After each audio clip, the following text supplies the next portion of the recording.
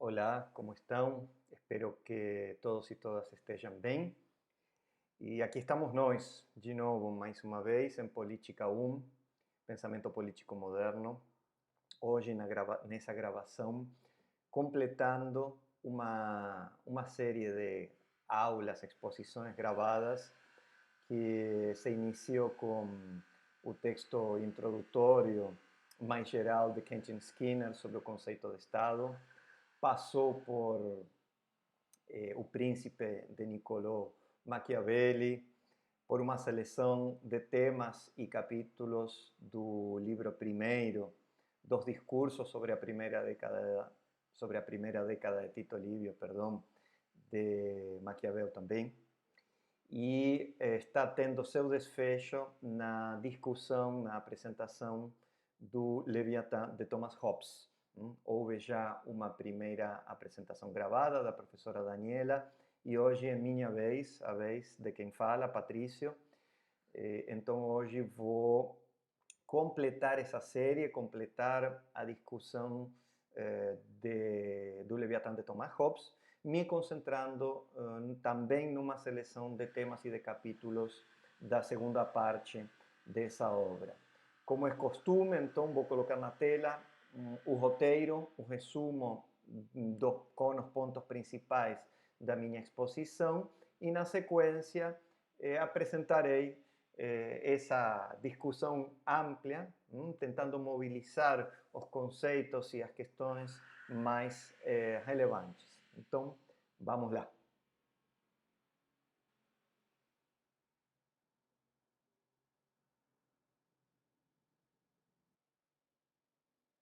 Muito bem, vocês já viram, poderão ver os pontos principais da minha exposição.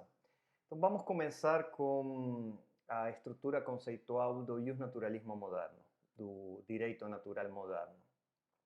Porque é essa estrutura conceitual que encontramos presente em grande medida na formulação teórico-política, na filosofia civil de Thomas Hobbes, no Leviatã e em outras obras políticas do autor. Estritamente, o direito natural, essa estrutura conceitual ou teórico-conceitual, nasce na antiguidade e se consolida durante a Idade Média, mas modernamente assume características próprias, típicas até diríamos, que nos permitiriam, se prestamos atenção para ela, reconstruir essa estrutura conceitual básica. Quais são essas características? Em primeiro lugar, o justnaturalismo, o direito natural moderno, concebe, postula um estado de natureza. Esse estado de natureza é um estado pré-político, uma situação anterior à existência política, de ausência de espada pública. Uma segunda característica é a antítese entre essa situação logicamente ou, dependendo do autor, historicamente anterior e o estado político. A antítese, estado de natureza, estado político, então, é a segunda característica, reconhecendo nessa segunda característica que o estado de natureza se descreve com um caráter negativo. O estado de natureza tem um caráter negativo, enquanto que o estado político aparece como solução aos inconvenientes, aos incômodos em que estão situados os seres humanos no estado de natureza. A terceira característica são os indivíduos. Os indivíduos são constitutivos desse ponto de partida denominado estado de natureza. E os indivíduos são concebidos como seres egoístas e racionais. E, además de egoístas e racionais, quarta característica, os indivíduos são vistos como livres e iguais. São pensados como livres e iguais por natureza, o que evidencia uma concepção também tipicamente moderna. Como quinta característica, se verifica uma passagem entre os dois polos, entre as duas situações que compõem essa antítese. Entre o estado de natureza e o estado político se dá um movimento uma passagem convencional, quer dizer, uma passagem que acontece mediante um pacto ou contrato. E sexta característica, para que esse pacto, para que esse contrato, para que essa convenção que nos permite passar do estado de natureza ao estado político, a nós passar teoricamente e, do ponto de vista imaginário, aos indivíduos situados, né, no estado de natureza, passar para o estado político, em definitiva, para que esse pacto ou contrato tenha lugar, aconteça, se requer o consentimento voluntário das partes, dos indivíduos. O consentimento voluntário é, portanto, o princípio legitimador. Os firmantes consentem, essa palavra que alude ao consentimento é uma palavra que utiliza Hobbes, os indivíduos consentem em que o soberano, assim erigido, assim levantado, assim nomeado, assim designado, seja o poder ou o juiz comum.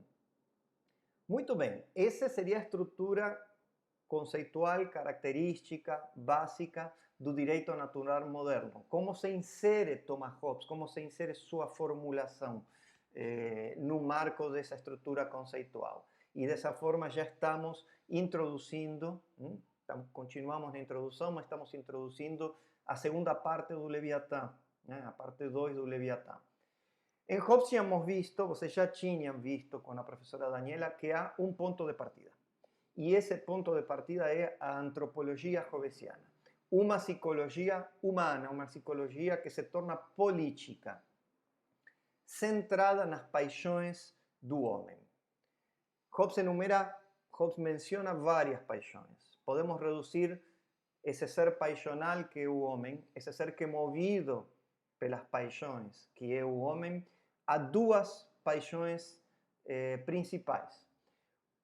O medo à morte, a primeira, o medo à morte violenta, e a segunda, o afã de poder para ter segurança, para evitar a morte, porque na situação de estado de natureza, nessa situação hipotética ou histórica para Hobbes, se trata em definitiva de uma hipótese da razão, as chances de sobrevivência são aleatórias para todos os seres que a integram. Então, os homens movidos pelas paixões desenvolvem dois atributos, ou talvez um duplo atributo. Um atributo que poderíamos denominar relacional, os homens entram em competição nessa situação, e um atributo racional. Né? Por quê? Porque os homens, movidos pelas paixões, começam a calcular para garantir sua sobrevivência, para garantir sua preservação. É um cálculo dirigido à autopreservação que termina configurando uma situação de desconfiança generalizada e de guerra potencial, que pode desembocar na guerra de todos contra todos, no velum omnis contra omnes. Esse é o ponto de partida de Hobbes, está vendo como tem afinidade com aquela estrutura conceitual mais geral que antes expus. Mas Hobbes também dá um passo intermediário, e esse passo intermediário não podia ser outro mais do que o contrato ou pacto. Para Hobbes é um pacto, um subtipo de contrato, também com características próprias, que implicam a renúncia simultânea de direitos. As partes abrem mão do seu direito a todas as coisas, abrem mão e simultaneamente transferem para um terceiro que não pactua, que será seu representante. Autorizam um representante a governar, a instalar uma ordem soberana. Quer dizer que, mediante esse passo ou essa passagem intermediária, transitamos de uma situação em que os corpos, a força, se vetam mutuamente, se batem, colisionam, chocam, a uma outra situação de espada pública, uma situação de estado político mesmo, em que uma única pessoa, o representante, tem o caminho livre para andar, para transitar. Quer dizer, se modificou em cada de nós, se nós colocássemos imaginariamente na situação de estado de natureza e na situação do pacto mesmo, né? no ato convencional, se modificou a estrutura de custos e benefícios no cálculo da razão. Das chances aleatórias para garantir nossa persistência no ser, nossa sobrevivência, passamos para uma situação em que temos nossa segurança garantida, pois somos protegidos pelo Leviatã. O que parecia no início pacto impossível em termos lógicos, se torna a única saída possível da perspectiva da racionalidade coletiva. E por fim, há ponto de chegada. Esse ponto de chegada também não podia ser outro que o Estado, o Leviatã, esse Deus mortal. Em suma, poder comum que equivale a que a pessoa do representante, o representante soberano e, por extensão, a pessoa artificial do Estado, tenha meios coercitivos para mandar, se encontre nessa situação de livre trânsito que antes descrevia. Hobbes nos oferece uma ficção de coerência da realidade, né? E é uma ficção de coerência da realidade que, por oposição, por contraste, também nos chama a atenção, nos marca a possibilidade da irrupção da ausência de espada pública.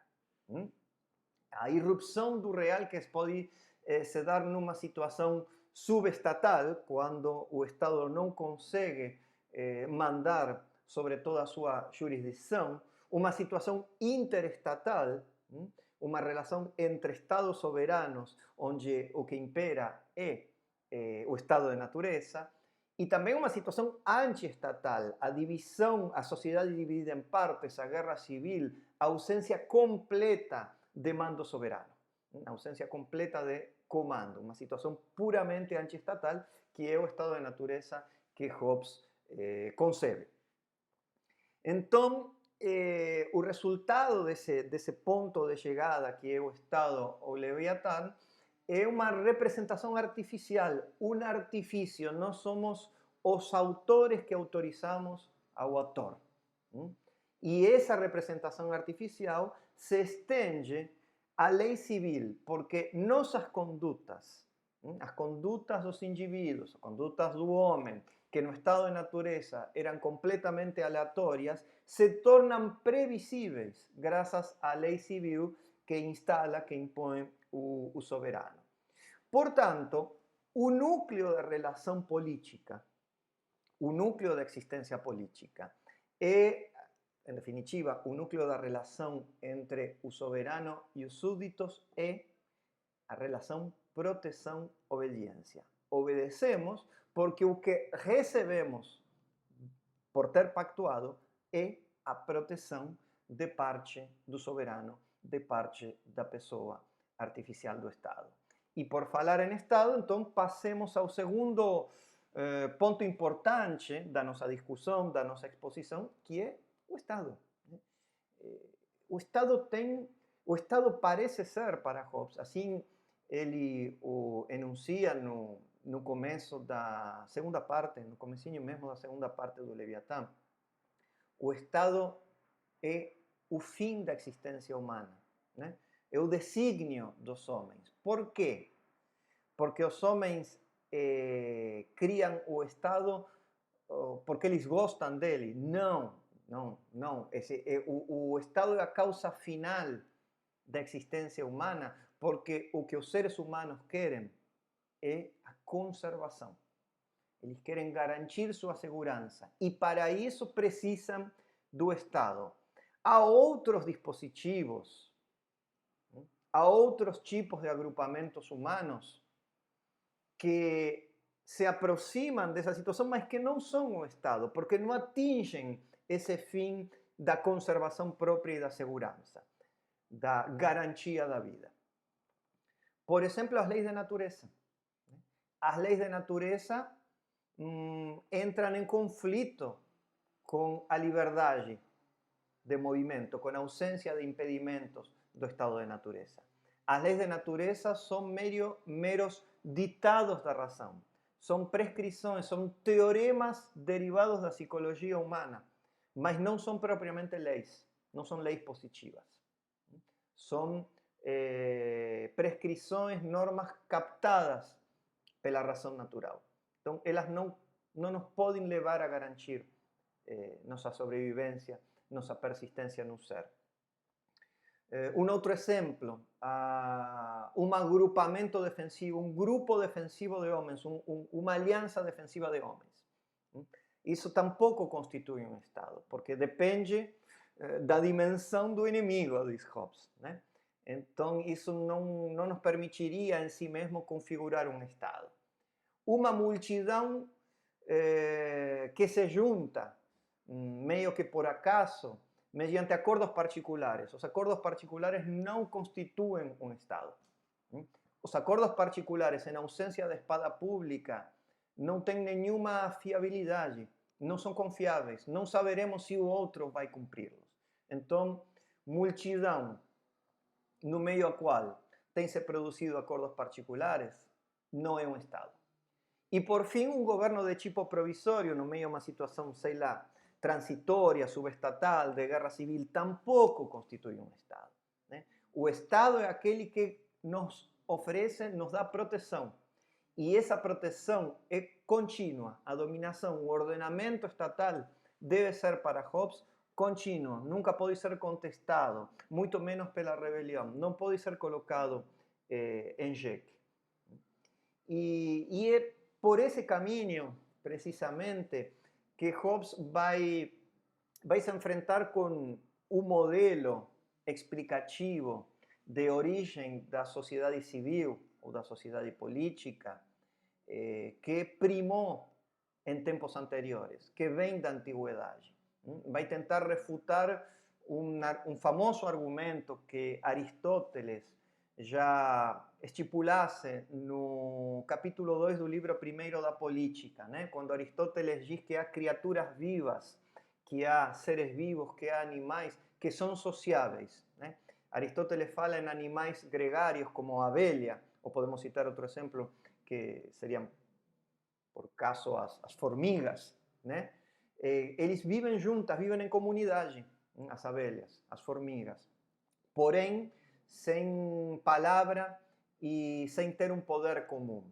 E Hobbes diz, não, mas esse exemplo, essa afirmação de Aristóteles, mostrando que a comunidade de seres vivos é possível, mesmo que sem que mediem as palavras, a linguagem, e sem que exista um poder comum, não se justifica, não é plausível, porque o homem é diferente, né? O homem está atravessado, diferentemente de outros seres gregários, de outros animais gregários, está atravessado pela conflitualidade.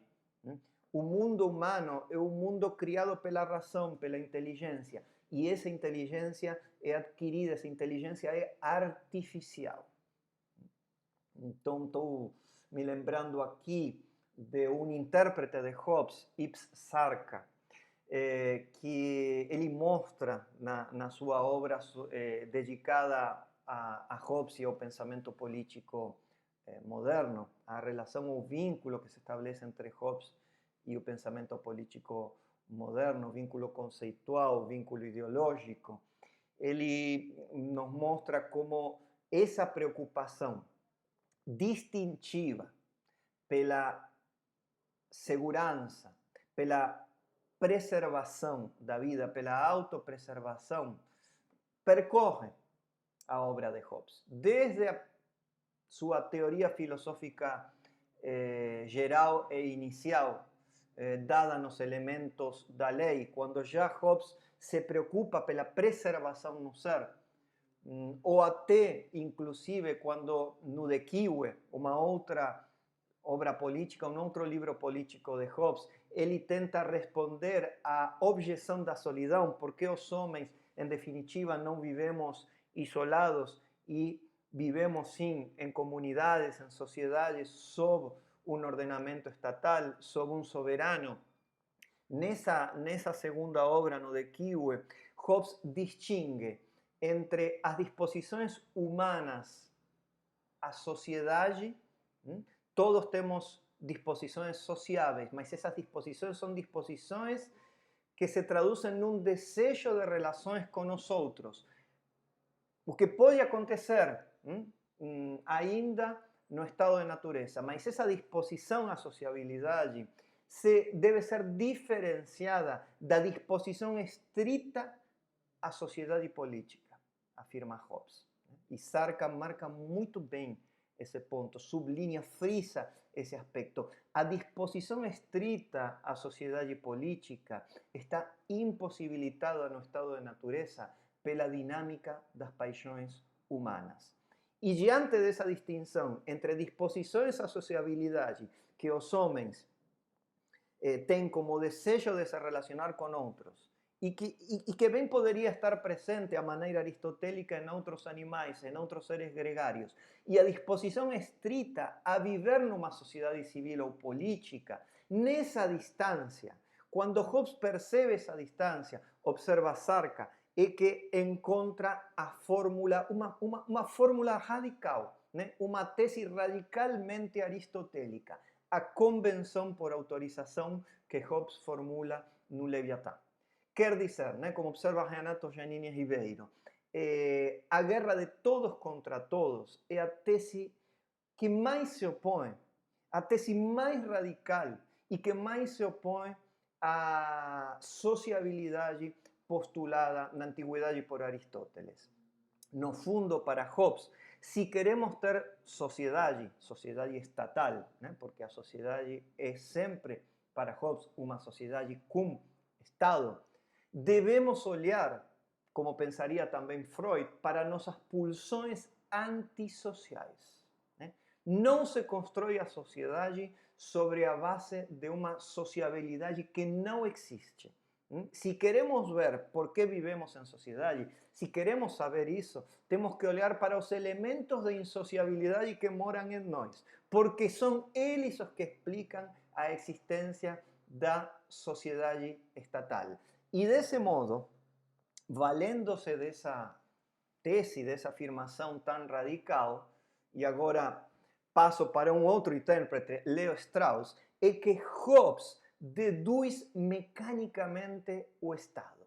Deduz o Estado a partir da cisão entre o direito natural, o direito a todas as coisas que cada um de nós tem no estado de natureza, e a lei natural, que nos manda, em foro interno, na nossa consciência, nos manda na nossa consciência a garantir, a assegurar nossa vida, a nos proteger. E para nos protegermos, precisamos agir por antecipação e tentar dominar aos outros. Só que como os homens são iguais, tanto em faculdades espirituais, faculdades de mente, como em faculdades físicas, até o mais fraco pode derrotar ao mais forte. No estado de natureza hobbesiano, não há sequer, acho que comentamos isso, não há sequer sobrevivência dos mais fortes, sobrevivência dos mais aptos. As chances de sobrevivência são aleatórias, como dizia antes. Então, é necessário deduzir o estado, deduzir mecânica e axiomáticamente o estado, mostrando, e neste ponto Leo Strauss coloca especial ênfase, né, mostrando que a ordem imutável do direito natural clássico se diluiu na lei natural moderna subjetivada, posta em cada sujeito por Hobbes, por meio da racionalização de uma atitude moral básica, o medo à morte. É o medo à morte violenta o que nos leva a pactuar auxiliados pela razão e pelos ditados em foro interno da lei da natureza. E assim é gerado o Estado. Assim que se produz, se fabrica, se produz a criação, a geração de um Estado que eleva um poder comum. Cada um de nós, de novo, se nos colocássemos na imaginária, hipotética situação do estado de natureza, cada um de nós transfere seu poder Isto é, transferimos nosso poder, enquanto autores, a um homem ou assembleia de homens. A um homem ou assembleia de homens, que portanto será nosso representante, o ator, e transferimos por pluralidade de votos. Quer dizer, a maioria decide. Uma vez que decidimos pactuar, uma vez que aceitamos pactuar, por pluralidade de votos, por regra da maioria, tantos que votaram em favor, vai dizer mais adiante Hobbes, tantos que votaram em favor, quantos que votaram em contra, reconhecem, né, legitimam esse homem ou essa assembleia de homens como representante ator. E fica essa multidão assim reduzida a uma vontade. Trata-se, então, de um pacto de cada homem com os demais. Por isso que Hobbes fala em pactos mútuos. É um pacto global, um pacto de união da multidão, concebido como um pacto N-1. Eu pactuo desde que os outros pactuem e transfiram igual e simultaneamente seu direito a todas as coisas a um terceiro que não pactua, que fica fora do pacto e haverá de governar-nos. Né? Só não abrimos mão do direito a proteger nossa vida. Por quê? Porque essa é a razão de ser do pacto. Então, esses pactos mútuos, esses pactos de cada homem com cada homem, levam à formação do Estado, do Leviatã, desse Deus mortal. Isso é, por analogia, a criação. Né? O homem se torna sujeito ativo da criação da ordem política. E o titular da pessoa que assim se cria, da persona artificial do Estado, é o soberano. O poder soberano distinguido dos meros e puros súditos. Então, ingressamos, assim, no segundo tema central e importante da discussão de hoje. O soberano, o poder soberano. O poder soberano, o representante autorizado por meio do pacto entre os homens que se encontravam no estado de natureza. E claro, Hobbes, quando vai falar do representante soberano, ele identifica duas vias de geração de um Estado, duas vias de aparição da ordem estatal. A primeira, eu vou começar falando da primeira, depois também faremos uma menção à segunda, porque ela está na obra e imagino que pode haver perguntas, dúvidas com respeito a essa segunda via, mas a primeira via é a teoricamente mais significativa, mais abstrata, até poderíamos dizer. É a soberania por instituição.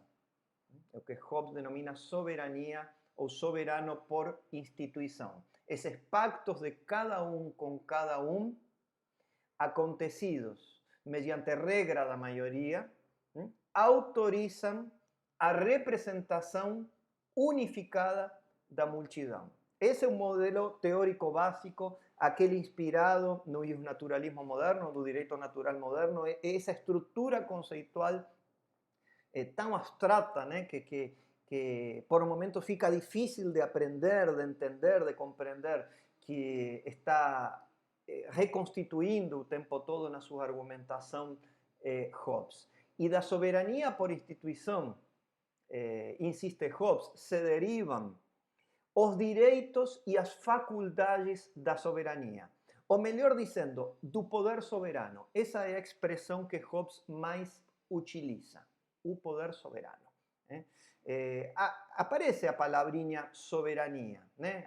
O termo soberania, que é um termo que deriva do vocábulo latino imperium. O termo é um termo abstrato, está presente, por exemplo, num autor anterior a Hobbes, de uma geração anterior, Jean Bodin, que viveu entre 1530 e 1596, o autor do Tratado da República, o autor da doutrina da soberania do Estado, e estará, de alguma maneira, repercutindo na doutrina de um autor que é quase contemporâneo de Hobbes, um pouco mais jovem, um outro francês, Jacques Bossuet, né, que viveu entre 1627 e 1704. Esse segundo autor, o Bossuet, é o autor da doutrina do absolutismo francês através da teoria da origem divina do direito do monarca, ancorada no direito divino dos reis a mandar, a governar. Neles está presente essa abstração que é a soberania, mas em Hobbes a expressão que mais aparece, mesmo aparecendo a palavra soberania, é poder soberano. E quais são os direitos, quais são as faculdades que o poder soberano tem para Hobbes? O poder soberano é para Hobbes um poder indivisível. A soberania não pode ser dividida. Hobbes sente aversão completa por essa ideia que nós já conhecemos na nossa disciplina, de que o poder pode ser dividido, de que o poder pode ser misto, misturado. Nada disso. A soberania que se mistura, a soberania que se divide, é uma soberania, é um soberano fadado a sucumbir, a morrer, a se dissolver. Nada pior do que conceber uma soberania que se divide, um poder que se fragmenta. Não pode haver dois soberanos. Igreja-Estado, monarquia-parlamento. É inaceitável a tese da soberania repartida. Portanto, se trata de um poder imodificável. É um poder monolítico, único e imodificável. Não pode ser mudado, não pode haver adulteração, não pode haver alteração constitucional, não pode haver alteração do poder soberano. Não pode ser modificado. Esse poder soberano entranha um poder de jurisdição. É um poder de jurisdição sobre atos transitivos, quer dizer, sobre as condutas, não sobre as consciências. O que pensemos não importa, o soberano não acessa lá, mas sim importa o que dizemos, importa o que fazemos, importam nossas ações, né? Ações fáticas ou verbais. As doutrinas públicas são controladas pelo soberano. O soberano é o autor, é a autoridade da verdade, é o fazedor da lei, é o fazedor do significado, do sentido, perdão, bati aqui no computador, do sentido oficial das palavras, né? E as doutrinas públicas mais perigosas são aquelas que professam, aqueles que enunciam princípios gerais, a humanidade, a justiça, a igualdade, a liberdade, esses que levantam essas consignas gerais, esses princípios gerais são para Hobbes os mais, e para o soberano hobbesiano, os mais perigosos de todos. Não podem professar publicamente aquelas doutrinas não autorizadas. Então, o soberano, o poder soberano de Hobbes, exerce dessa forma o poder de jurisdição. E exerce também um outro poder, o poder de legislação. É o autor da lei civil, da lei positiva, né? Ele sanciona, ele formula e sanciona, promulga a lei civil.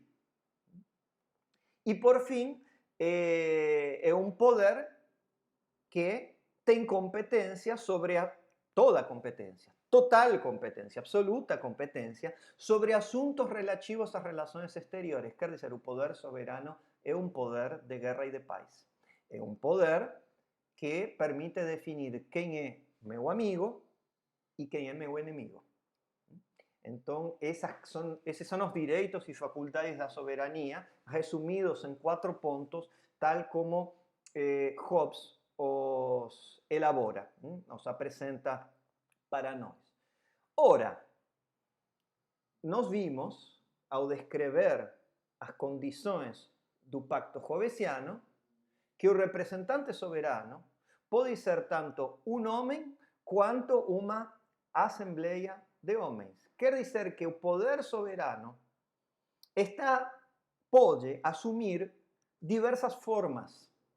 Há espécies de governo por instituição, como diz Hobbes, né? Há formas da soberania, como mais tarde vai dizer Rousseau. Né? Há diferentes maneiras de compor o poder soberano, ou, em outras palavras, de compor essa pessoa representativa da soberania. Quais são essas formas? Monarquia, se o poder soberano está colocado em democracia, se está colocado em uma assembleia que é a totalidade da unidade política, ou aristocracia, se é uma parte dessa unidade política. Monarquia, democracia e aristocracia. Mas como assim? E aqueles que falam em tirania? E aqueles que falam em anarquia, ausência completa de espada pública, ausência de governo? E aqueles que falam em oligarquia? Esses são os inimigos dessas únicas três formas de soberania que podem existir. Né? Os que não gostam da monarquia, como a chamam? Tirania, diz Hobbes. Os que não gostam da democracia, como a chamam? Mera anarquia, governo da muchedumbre, da multidão. E os que não gostam da aristocracia, como a chamam? Oligarquia. São os adversários retóricos dessas formas do poder soberano, dessas espécies do governo por instituição, o que tentam desqualificá-las e colocar-lhes nomes depreciativos. Né? E entre essas formas que existem, perdão que está caindo aqui o auricular, me empolgo na exposição de Hobbes e acabo desorganizando aqui tudo que montei para a fala de hoje. Essas três espécies de governo por instituição, vinha dizendo, a monarquia, a aristocracia e a democracia, dessas três formas, há uma que Hobbes prefere. Foi até o próprio Leo Strauss, já mencionado intérprete, leitor de Hobbes, o autor de um importante livro, A Filosofia Política de Thomas Hobbes, onde ele vai analisando a gênese, a formação do pensamento hobbesiano. Strauss acessou aos arquivos de Lord Cavendish, né? E nesses arquivos da família Cavendish, né? E Hobbes, que trabalhou, né? Havia sido contratado por Lord Cavendish e era mantido por ele, acessou a esse material de arquivo e o Strauss conseguiu reconstruir, né, a evolução, a formação intelectual de Hobbes, da teoria de Hobbes, principalmente da sua filosofia política, da sua teoria do governo civil. Ao fazer isso, né, Strauss destaca que a monarquia ocupou no pensamento de Hobbes sempre um papel importante e um papel de preferência. Só que essa preferência vai se diluindo na formulação abstrata do Leviatã. Não obstante isso, continua sendo, para Hobbes, a monarquia soberana a forma superior que pode encarnar no soberano a soberania. A monarquia é superior a qualquer forma de assembleia soberana.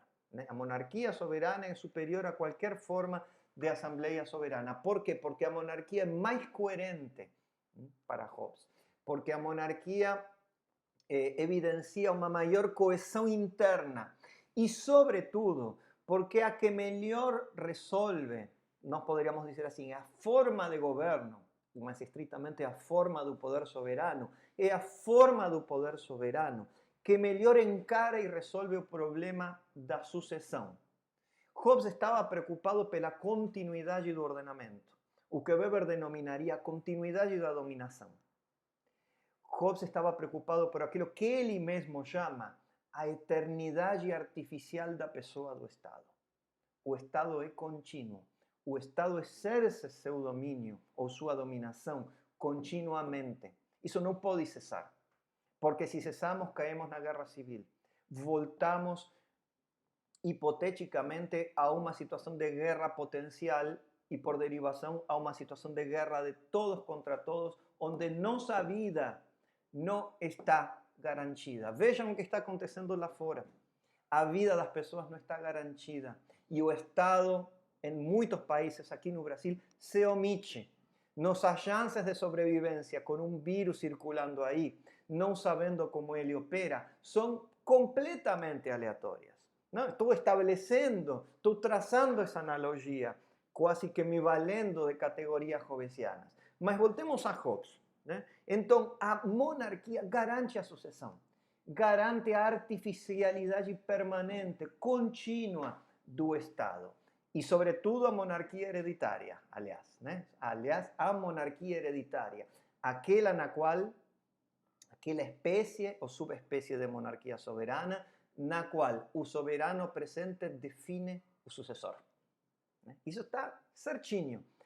Porque, no fundo, a democracia e a aristocracia não têm em sentido estrito esse problema. A espécie de governo que encara de frente o problema da sucessão, da continuidade do ordenamento, é a monarquia, e em especial a monarquia hereditária. Pois bem, até agora tenho falado das espécies de soberanias por instituição, da geração de um Estado por instituição. Mas há uma outra via, uma segunda via, que Hobbes também elenca, que também menciona, e que diz respeito à adquisição de um Estado. Até podemos expressá-lo com a linguagem de Maquiavel, né? A adquisição de um domínio, a adquisição de um Estado. Só que agora o Estado tem essa conotação mais moderna, marcadamente moderna, como Skinner observou em Hobbes. A adquisição de um Estado nos permite, então, entender a segunda via de formação estatal, a soberania por aquisição. Isto é, a soberania adquirida pela força. A soberania adquirida pela força. No estado de natureza, concebido de maneira abstrata, o que imperava? O temor mútuo, o temor à morte violenta. Qualquer um pode me matar. Qualquer um pode me matar. Agora, que diferença há entre temer a cada um de nossos semelhantes e temer a um conquistador violento? Nenhuma, diz Hobbes. Nenhuma. O temor à morte violenta é o mesmo, é idêntico. Eu posso temer a meus semelhantes, ou posso temer a um tremendo conquistador que chegou numa determinada terra, chegou num território e ameaça a vida de cada um dos indivíduos que estava ali. Então, essa é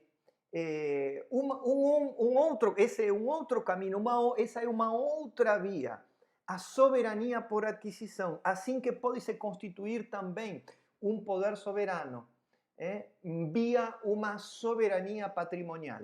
O domínio paternal, o domínio dos pais, tanto do pai quanto da mãe, para Hobbes, ou o domínio despótico, aquele que emerge quando chega no território um conquistador. Ambos domínios, o paternal e o despótico, que representam a soberania patrimonial, que significam a soberania patrimonial, são convencionais, são definidos por pacto. Assim como se originava na soberania por instituição, mediante convenção, a ordem estatal, assim também, de igual modo, se gera o Estado na soberania por adquisição, mediante pacto. Incluso quando deriva do domínio paternal ou do domínio imposto pelo conquistador, do que Hobbes chama domínio despótico. Então, vejam só, Hobbes introduz uma operação de homologação. Ele homologa a soberania por instituição a soberania por adquisição. O governo familiar e o governo despótico são idênticos em sua formação básica, em sua estrutura convencional essencial e básica, a soberania por instituição. Soberania por adquisição, soberania por instituição, têm sido homologados por Hobbes, pois ambos derivam de uma convenção. E de ambos é possível extrair os mesmos direitos e faculdades da soberania do poder soberano.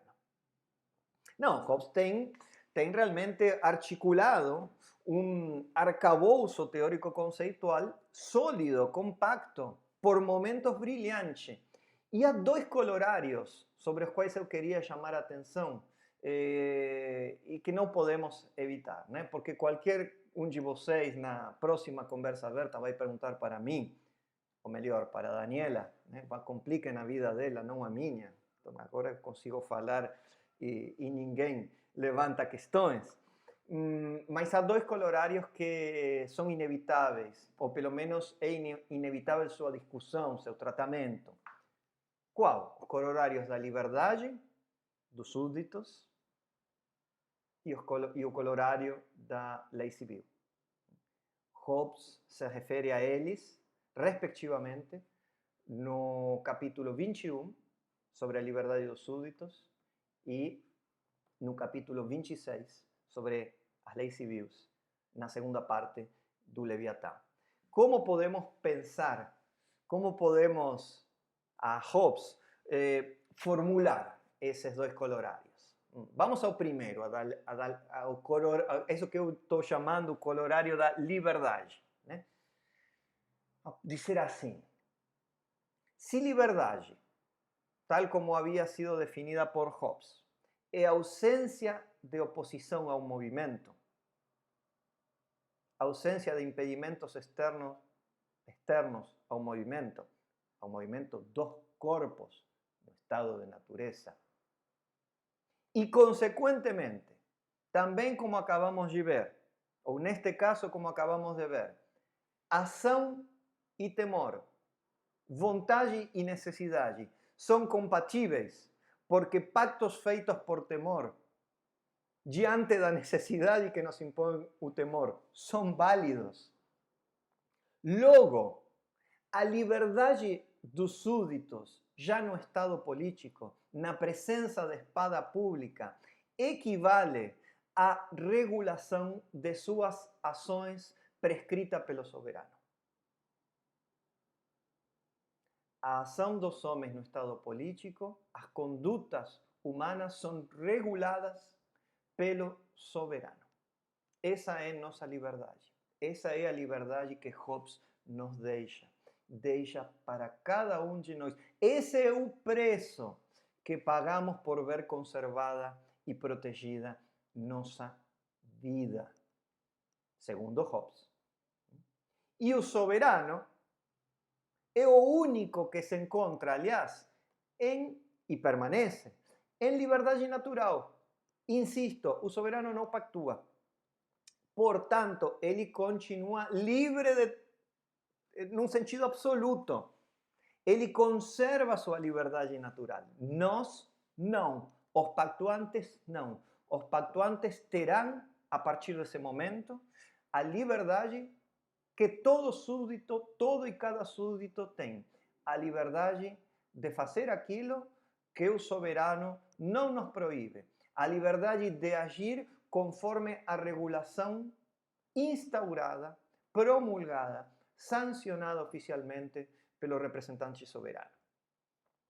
Em definitiva, a lei do Estado, da pessoa artificial do Estado. Então, esse é o primeiro corolário da liberdade. Está aí presente, está aí, tem sido extraído por mim, né, do capítulo 21. Há um segundo corolário, que é o corolário que diz respeito à lei civil. Que poderíamos expressá-lo como segue. Dado que a máxima liberdade dos súditos depende do silêncio da lei, a lei civil é a ordem, o mandato da pessoa artificial do Estado e, portanto, a razão pública do soberano representante. Sendo assim, a autoridade da lei descansa na vontade do representante soberano, que limita a liberdade natural do homem. Se entende? A máxima liberdade dos súditos depende do que diga a lei civil. O que não diga, melhor dizendo, o que não diga a lei civil nos permite constatar, nos permite verificar a máxima liberdade de todo e cada súdito. E essa lei civil é pronunciada, é sancionada pelo representante soberano, em nome da pessoa artificial do Estado. Depende da vontade dele o enunciado dessa lei. Os limites pautados por essa lei são os limites da nossa liberdade, da liberdade do homem. Liberdade natural que tem sido cerceada, cortada. São obstáculos o que a autoridade nos coloca para que nós, governados pela incerteza, dominados pela incerteza, para que nós não saiamos a matar a nossos próximos. O soberano, então, não está sujeito às leis civis. O poder soberano não está sujeito à lei civil.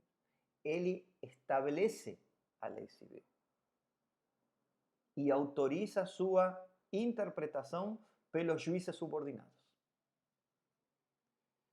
Bom, então, vejam, temos exposto, temos apresentado a estrutura teórico-conceitual básica do direito natural moderno. Temos visto como encaixa a formulação da filosofia, da teoria civil de Hobbes nessa estrutura.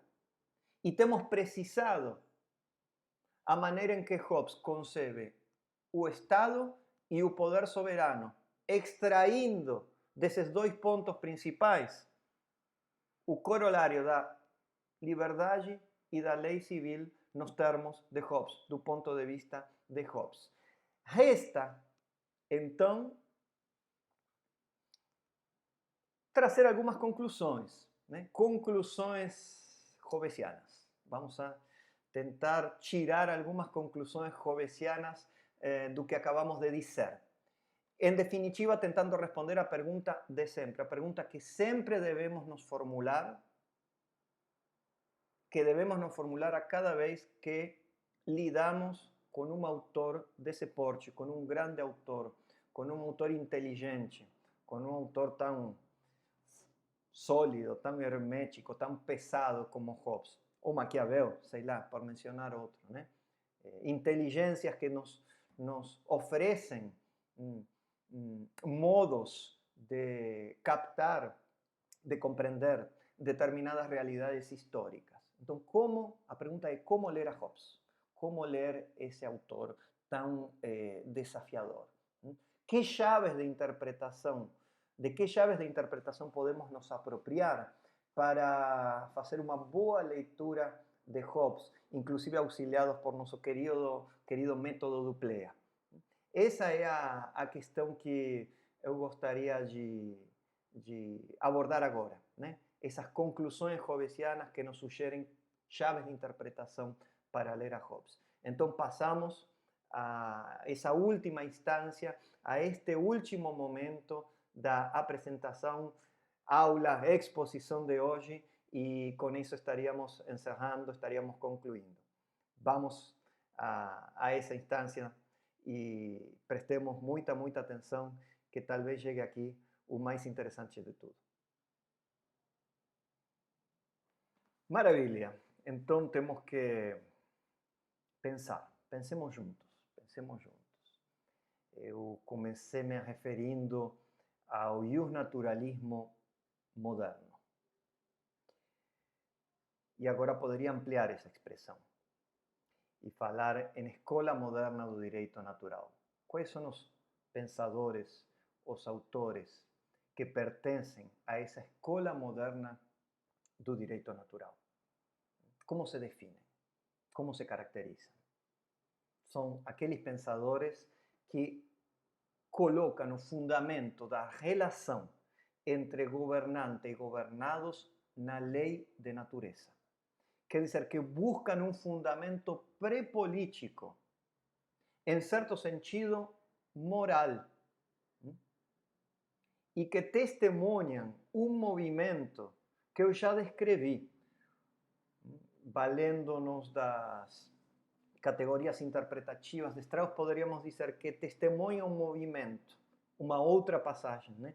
A passagem do direito natural objetivo da tradição antiga e clássica para o direito natural moderno como caminho intermediário à constituição de uma ciência jurídica também moderna.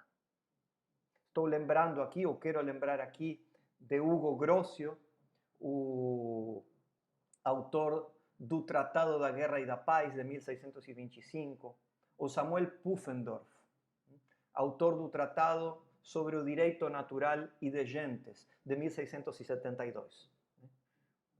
Vejam, duas referências que serão muito influentes na formação da ciência jurídica moderna e até, como poderia chegar a pensar Norberto Bobbio, no positivismo jurídico e na elaboração de um direito internacional.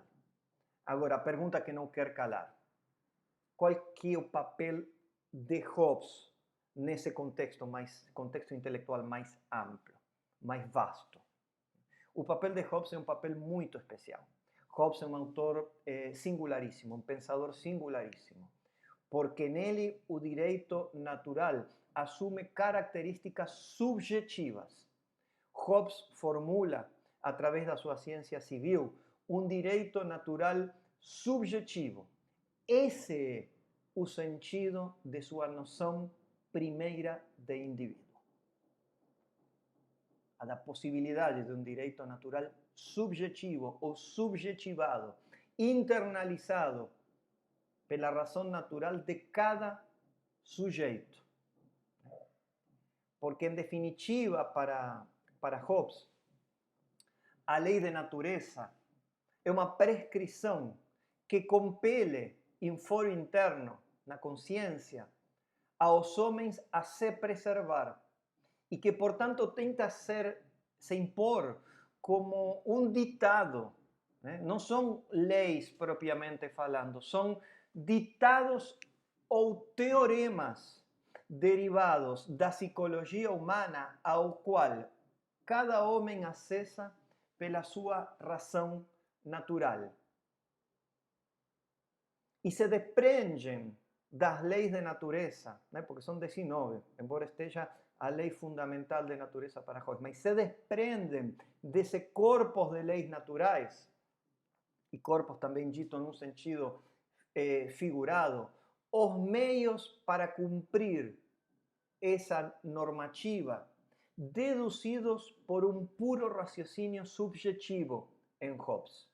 O cálculo racional de cada sujeito hobbesiano, de cada indivíduo hobbesiano, não é mais que a sua interpretação de como fazer valer para si, individualmente, a lei de natureza e persistir no ser, garantir a própria vida. Mas, no estado de natureza de Hobbes, a lei fundamental de natureza, porque todas as leis de natureza podem ser reduzidas ao ditado da autopreservação, se torna inefetiva devido aos inconvenientes desse Estado. Inconvenientes que o Estado político deverá ou virá para remediar. No estado de natureza de Hobbes, há uma completa ausência de entes morais com valores objetivos. Só constatamos a pura presença de entes subjetivos. Diante desse quadro, emerge com toda a sua força o problema hobbesiano da política. O problema da política para Hobbes, o problema político do ponto de vista de Hobbes, é o da construção da ordem. E como que Hobbes enfrenta esse problema? Enfrenta enfocando desde o lugar da soberania. A ordem depende, em outras palavras, da constituição de um poder soberano eficaz. Proteção igual obediência, obediência igual a proteção. Entender o problema político desse modo, como faz Hobbes, é diferente de crer que o problema da política passa por outro lado, que tem outra centralidade, que está ancorado em uma outra questão. Nós vimos anteriormente a Maquiavel e o contexto intelectual histórico no qual Maquiavel se inseria.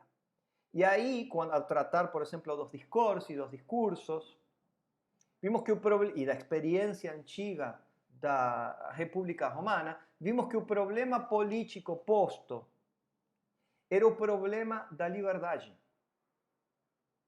do asseguramento da liberdade, que era enfocado a partir da independência da comunidade e o autogoverno dos cidadãos. E resolvido graças à instituição de um poder misto e à divisão, que depois o constitucionalismo moderno entenderá como limitação, divisão do poder.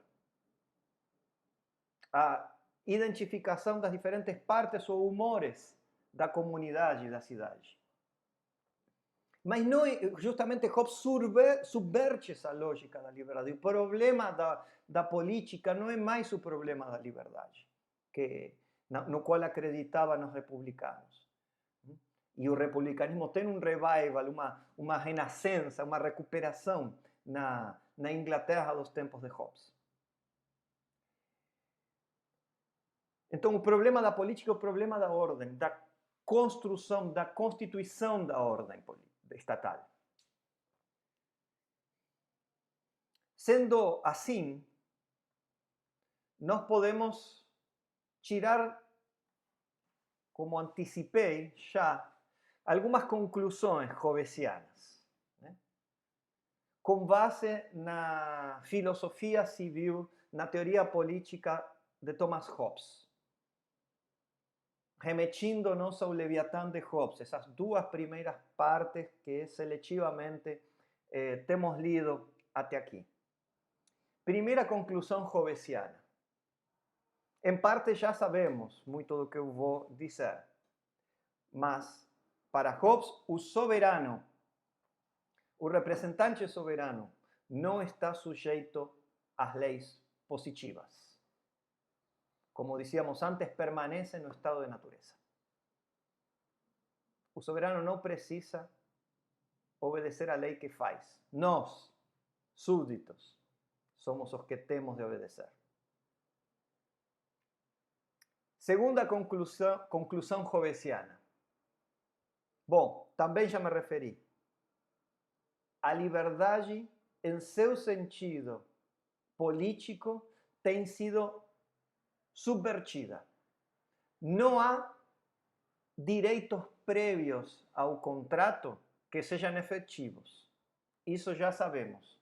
A lei de natureza se torna inefetiva no próprio estado de natureza e, portanto, se requer uma transferência do direito a todas as coisas, só não renunciamos ao direito a proteger nossa vida que motiva o pacto, né? E essa transferência de direitos se converte em direito objetivo, no sentido de direito positivo, somente com a criação de uma soberania absoluta.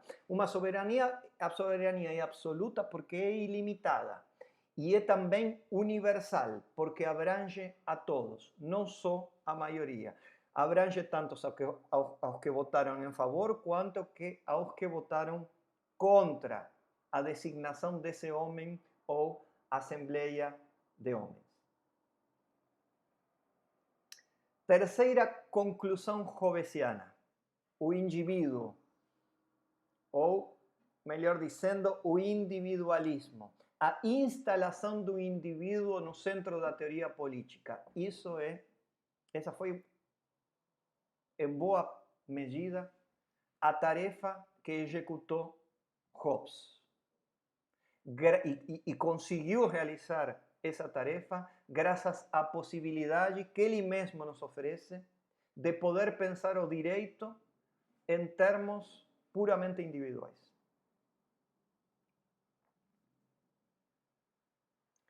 Quarta conclusão hobbesiana. O que é o político? O que é a política? Qual é o problema político da construção da ordem? Então, como devemos entender, definir, caracterizar o político e a atividade política? A política e o político se encontram para Hobbes na esfera do estatal. O público em Hobbes e com Hobbes passa a ser o reino da lei civil, da autoridade que faz a lei. Não há muito mais espaço do que isso para a política em Hobbes. Hobbes nos dá as liberdades econômicas, mas nos retira a liberdade política. E então aqui entramos na quinta conclusão hobbesiana. Não devemos nos confundir quando lemos a Hobbes.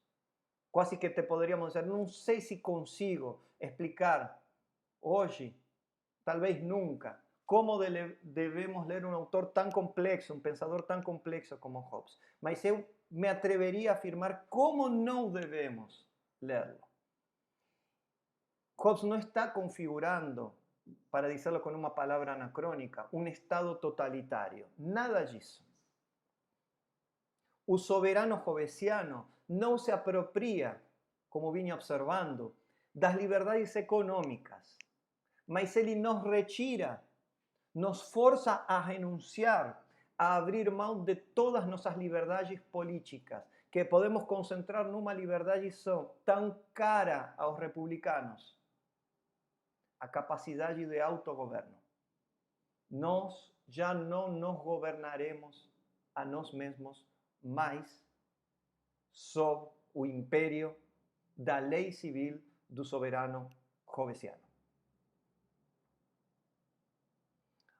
Ora, sexta e última conclusão hobbesiana. Que estrutura conceitual e argumentativa vinculada ao direito natural moderno, mas com essa operação teórica tão singular que executa Hobbes nela, que estrutura conceitual e argumentativa, em suma, resgatamos da leitura de Hobbes? Na minha maneira de entender, na minha maneira de ler a Hobbes, eu detecto, depois de várias leituras, aulas preparadas e da presença de Hobbes em muitos momentos da nossa labor intelectual, eu detecto uma estrutura conceitual e argumentativa afim com o que hoje denominaríamos um Estado autoritário. Porque para Hobbes não há outra saída à anarquia. Não há mais alternativa para evitar a ausência de governo que o soberano tal como ele o concebe. Isto é, o soberano é a essência mesma da ordem social. Sem pessoa artificial do Estado, sem representante soberano, não há sociedade. Há sociedade porque há Estado para Hobbes. Hobbes, desse modo, proclama a unidade, ou também poderíamos dizer a indistinção entre o que nós hoje denominaríamos ou chamaríamos de Estado e sociedade. Onde não há soberano, onde não há multidão unificada através do soberano, do representante soberano, na pessoa artificial do Estado, não há sociedade possível. Para Hobbes, segundo Hobbes.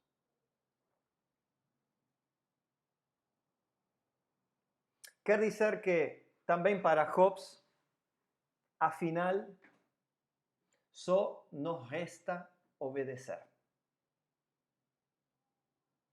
Só nos resta dar obediência, prestar obediência à ordem política que nós mesmos temos instituído, constituído mediante convenção. por meio do pacto, por meio da convenção de autorização. E essa é a pergunta que fica. Hobbes nos encaminha via o direito natural moderno para uma questão que depois irá repercutir grandemente na reflexão política moderna e ainda mais contemporânea. Nos encaminha para o problema da legitimidade. Por que obedecemos? Como devemos pensar e elaborar uma teoria da obrigação política? Essa é a pergunta que fica. Por que obedecemos? Ou mais ainda, por que obedecemos mais de uma vez? ¿Por qué apenas no obedecemos uma vez y ponto? ¿Por qué continuamos obedeciendo? ¿Por qué persiste o ordenamento? ¿Por qué persiste? ¿Por qué se mantém a dominação? ¿Por qué, en definitiva, continuamos obedecendo? Essa é a grande questão, mais que as respostas. Hobbes tinha muitas respostas, sei lá, talvez até demasiadas, por contundentes. Mas mais do que as respostas, importa a pergunta: por que obedecemos na nossa vida em sociedade sob a égide do Estado, da pessoa artificial do Estado?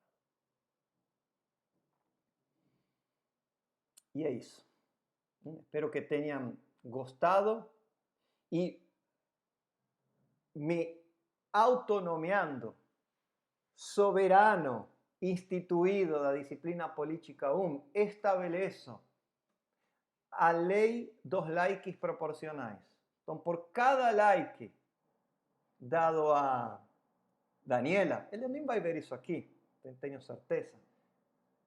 Vocês me darão 2 likes. 2 likes para o Leviatã, professor Patrício, nesse vídeo. O que vocês acham dessa lei? A lei dos likes proporcionais. 1 like para Daniela, 2 likes para Patrícia. Vão obedecer? Vão continuar obedecendo? Quem sabe? O que vale é a pergunta. Cuídense, abraços, até a próxima. Estamos nos revendo nas conversas abertas e na finalização do curso da disciplina Política 1. Muito obrigado, foi um prazer, apesar dos pesares, ter desfrutado, ter transcorrido, termos caminhado juntos ao longo deste crítico, desafiador semestre em tempos de coronavírus. Cuídense muito, estamos continuando nossa discussão, sempre e a cada vez.